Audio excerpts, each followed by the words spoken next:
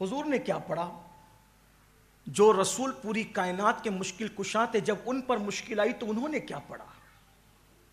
مولا علی جنہیں ہم مشکل کشاں مانتے ہیں، جب ان پر مصیبت اور مشکل آئی تو انہوں نے کیا پڑھا؟ صدیق اکبر جن کے صدقے ہماری مشکلیں ٹلتی ہے، جب ان پہ مشکلیں آئی تو انہوں نے کیا پڑھا؟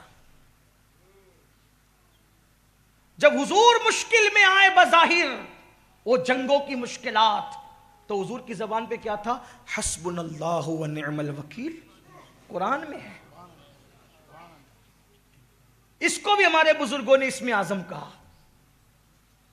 یہ حسبنا اللہ و نعم الوکیل، یہ وہ وظیفہ ہے اگر کوئی عشاء کے بعد 450 بار پڑھنے کا عادی ہو جائے اور وہ اس پر سختی کے ساتھ عمل کرے، وہ جو سوچے گا ابھی سوچ مکمل نہ ہوگی، اللہ اس کا کام پورا فرما دے گا۔ شرط کیا ہے؟ عالم ہونا، حافظ ہونا، قاری ہونا، مفتی ہونا، ڈاکٹر ہونا، ٹیچر ہونا، کوئی شرط نہیں۔ شرط بس اتنی ہے، ایک تو یقین کا ہونا اور دوسرا حرام سے پیٹ کا خالی ہونا۔ میں پھر کہتا ہوں آپ سے، سارے وظیفے پڑھ ڈالو۔ عورتیں ہی پڑھ رہی ہے بہت سے وظیفے، لوگ مانگتے ہیں یہ وظیفے اتنا پڑھتے ہیں، حضرت اتنا اور دو۔ میں کہتا ہوں کم پڑھو، کم پڑھو لیکن پیٹ پر توجہ دو۔ شوہر آپ کا حرام لا کر کے کھلا رہا ہے، آپ 16 سیدوں کے روزے رکھے، 10 بیویوں کے روزے رکھے، اور بھی روزے رکھیں اور بھی رکھیں، دن بھر بھوکے رہیں، شام کو حرام سے افطار کریں، لوگوں کے خون سے افطار کریں۔ غوث پاک کہتے ہیں کہ جو حرام سے افطار کرتا ہے وہ لوگوں کے خون سے افطار کرتا ہے۔ لوگوں کو یہ باتیں اچھی نہیں لگتی۔ اپنا دین بالکل سچا سچا، سیدھا سیدھا، 2 اور 2 + 4 کی طرح بالکل سیدھی سیدھی بات ہے، اور بہت مشکل نہیں ہے ہمارا دین، یا دین پہ چلنا بھی مشکل نہیں ہے، بہت مرتبے پا سکتے ہو۔ یقین چاہیے، اللہ رسول کے فرامین پر عمل چاہیے، پھر دیکھو کیسے کرم کی برسات ہوتی ہے۔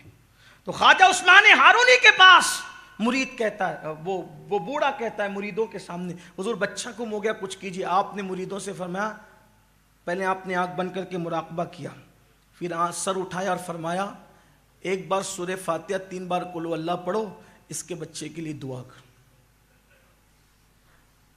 ہر ولی کی زندگی میں آپ کو سورہ فاتحہ ملے گی۔ سورہ فاتحہ یہ وہ سورت ہے کہ اللہ کے رسول فرماتے ایک دن جبریل امین آ کر کے کہتے ہیں یا رسول اللہ، نہ یہ سورت توریت میں تھی، نہ انجیل میں تھی، نہ زبور میں تھی۔ اگر یہ سورت توریت میں ہوتی تو موسیٰ علیہ السلام کا کوئی امتی یہودی نہ ہوتا، اگر یہ انجیل میں ہوتی تو عیسیٰ علیہ السلام کا کوئی امت جو ہے وہ اس طریقے سے گمراہی کا شکار نہ ہوتا جیسے وہ گمراہ ہوئے۔ یہ سورت زبور میں ہوتی تو زبور کے ماننے کا دعویٰ کرنے والوں کے لوگ سور اور بندر کی طرح نہ بنتے۔ یہ وہ سورت ہے جو اللہ نے صرف آپ کی امت کے لیے رکھا تھا، اس جیسی سورت اللہ نے کسی کو نہیں دی۔ حضرت مولا کائنات فرماتے ہیں سورہ فاتحہ اور ماہ رمضان اللہ نے امت محمدیہ کو دے کر اتنا بڑا احسان کیا کہ مجھے یقین ہو گیا یہ امت کبھی ہلاک نہیں ہو سکتی، یعنی پوری امت پر اجتماعی طور پہ کبھی عذاب نہیں آ سکتا۔ یاد رکھے سورۃ الفاتحہ وہ ہے، سورہ فاتحہ جو پڑھے گا، جس مراد سے پڑھے گا اللہ اس کی اس مراد کو پورا فرمائے گا، جس تمنا کو دل میں لے کر پڑھے گا اللہ اس کی اس تمنا کو پورا فرمائے گا۔ سورہ فاتحہ وہ ہے کہ اگر ڈاکٹر کہہ دے کہ اس کا علاج نہیں، اس کی بیماری کا علاج نہیں، 41 مرتبہ بسم اللہ کی میم کو الحمد کی لام سے ملا کر آخری میں 3 مرتبہ آمین کہنے کا اہتمام کر کے 41 مرتبہ پڑھتے رہو، مریض پہ دم کرتے رہو، انشاءاللہ اللہ اس کو شفا عطا فرمائے گا۔ لیکن پھر کہتا ہوں شرط یہی ہے پیٹ حرام سے خالی ہو اور یقین کی دولت حاصل ہو۔ آج کل تو لوگوں کے یہاں دعوت کھانے میں بھی ڈر لگتا ہے، ہم لوگوں کو پتہ بھی نہیں ہوتا، یہ ذمہ داری تو بلانے والوں پہ ہوتی ہے کہ وہ کھلا کہاں رہے۔ ہم تو اس نظر کے ساتھ جاتے ہیں، لیکن ڈر لگتا ہے کیونکہ اللہ کے رسول علیہ السلام نے اس دور کے لیے فرمایا کہ سود اتنا عام ہو جائے گا، اتنا عام ہو جائے گا، اتنا عام ہو جائے گا کہ جو لوگ سود میں ڈوب جائیں گے، لوگ سود میں ڈوب جائیں گے، اور جو بچنا چاہیں گے، جو نہیں بچنا چاہیں گے تو ان کا تو کوئی میٹر ہی نہیں، ختم ہی ہے، لیکن جو بچنا چاہیں گے سود کے گرد و غبار ان تک پہنچ کر رہیں گے۔ یعنی جو بچنے والے ہوں گے ان تک بھی گرد و غبار پہنچے گا۔ آج تو گھروں میں بیٹھ کر لوگ رمی کھیل رہے ہیں، کروڑ پتی بننے کے چکر میں، ایزی منی کے چکر میں رمی کھیلی جا رہی ہے۔ کون جائے محنت کرنے، کون جائے پسینہ بہانے، کون جائے پسینے کے جسے جسم کو بدبودار بنانے۔ گھر میں بیٹھو، گھر میں بیٹھ کر کے ایزی منی کماؤ، عیش کرو، آرام کرو۔ اسلام یہ نہیں سکھا۔ اور پھر ایڈورٹائز کرنے والے بتا رہے ہیں اس کو کار مل گئی رمی کی وجہ سے، اس کو بنگلہ مل گیا۔ کروڑوں کا تم نے ہڑپ کیا اور چند لوگوں کو دیا تو اس کی اشتہار بازی کرتے ہو۔ یہ بھی تو بتاؤ کتنے روڈ پہ آئے، جوا نے کتنوں کو روڈ پہ لایا، کتنے مالداروں کو فقیر بنایا، کتنے دینے والوں کو مانگنے والا بنایا۔ اسلام یوں ہی منع نہیں کرتا۔ ایزی منی کے چکر میں اپنی حلال کمائی کو برباد مت کرو۔ اسلام ایزی منی کی بات نہیں کرتا، اسلام محنت کی بات کرتا ہے، اسلام مشقت کی بات کرتا ہے۔ یاد رکھنا، جو ایزی طور پر آتا ہے وہ ایزی طور پر چلا بھی جاتا ہے، اور جو محنت کی کمائی سے آتا ہے وہ ہمیشہ رہتا ہے۔ اس لیے اپنے جوانوں سے کہتا ہوں، محنت سے کمانا سیکھو۔ ایزی منی کے چکر میں اپنے باپ داداؤں کی حلال میں روزی کو، حلال دولت کو تباہ اور برباد نہ کرو۔ یہ دنیا شہد دکھاتی ہے، زہر پلاتی ہے۔ امام کہتے ہیں شہد دکھائے، زہر پلائے، قاتل ڈائن شوہر کش، اس مردار پہ کیا للچایا۔ دنیا دیکھی بھالی ہے، تم ایزی منی کے چکر میں اپنے باپ داداؤں کی دولت کو داؤ پر لگا دو گے، کنگال ہو جاؤ گے۔ بعد میں خودکشی تک کی نوبت آتی ہے، بعد میں زہر کھا کر کے مرنے کی نوبت آتی ہے، بعد میں پھانسی کے پھندے پہ چڑھنے کی نوبت آتی ہے۔ اس لیے اپنے جوانوں سے کہتا ہوں، میری قوم کے جوانوں، اللہ نے ہماری قسمت میں جو لکھا ہے اس کو حلال راستے سے جا کر حاصل کرنے کی کوشش کرو۔ بہرحال خواجہ عثمان ہرونی نے جو ہے فرمایا سورہ فاتحہ پڑھو، ایک بار 3 مرتبہ قل ہو اللہ شریف پڑھو، اور اس کے بعد ہاتھ اٹھا کر آپ نے دعا کی، اے اللہ اس کے بچے کو اس کے گھر تک پہنچا دے۔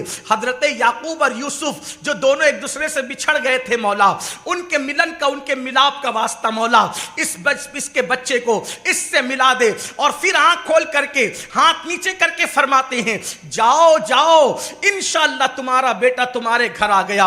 اور یاد رکھنا، اگر وہ آ جائے تو مجھ سے ملانے کے لیے ضرور لانا۔ یہ شخص دوڑا دوڑا گیا، سوچو اس کی خوشی کا عالم کیا ہوگا۔ مر جانے والوں پہ صبر ہوتا ہے، گم ہو جانے والوں پہ زندگی میں کبھی صبر نہیں ہوتا۔ اللہ اکبر، اس باپ کے دل سے پوچھ جس کے بچے گم ہو جاتے ہیں ان کو کتنی تکلیف ہوتی ہے۔ اللہ کسی باپ کو وہ دن نہ دکھائے۔ وہ بوڑھا لکڑی ٹیکتے ہوئے آیا تھا، لیکن پوری طاقت سے جب گیا تو محلے میں پہنچا تو لوگوں نے پکار کے کہا، مبارک ہو تمہارا بیٹا گھر آ گیا ہے۔ جیسی بیٹے کو پایا، ملاقات کی، اور باپ بیٹے کے جذبات ایک دوسرے سے گلے ملنے کے بعد جب مکمل ہوئے، ہاتھ پکڑا، کہا چل پہلے خواجہ عثمان ہارونی کی قدم بوسی کے لیے۔ جب آیا اس جوان نے دیکھا تو دیکھتا رہ گیا۔ خواجہ عثمان ہارونی نے فرمایا کیا ہوا؟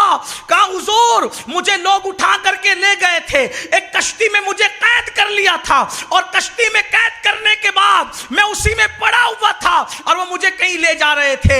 ایک بزرگ آئے اور مجھ سے کہا کہ تو یہاں سے اٹھ، میں اٹھا تو انہوں نے ہاتھ لگائی تو زنجیریں ٹوٹ گئی، اور اللہ اکبر، پھر انہوں نے اپنے پیروں سے میرے پیروں کو مس کیا اور فرمایا آنکھیں بند کر۔ میں نے آنکھیں بند کی، پھر کہا آنکھیں کھول، تو میں نے آنکھیں کھول دی تو میں نے اپنے آپ کو اپنے گھر میں پایا۔ تو اس نے کہا مگر اللہ کی عزت کی قسم میں حیران ہوں، وہ کوئی اور نہیں تھا، وہ تو آپ ہی کی صورت۔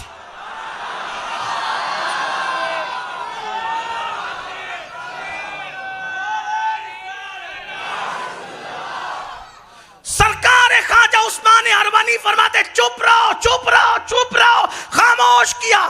میرے اور آپ کی طرح ہوتا تو سینہ پھلا کر کے، جیسے کچھ بگڑے ہوئے لوگ کہتے ہیں کہ میری چھاتی بھی 56 کی ہے، تو وہ بھی 56 کی چھاتی بنا کر کے کہتا کہ دیکھا میری کیا کرامت ہے۔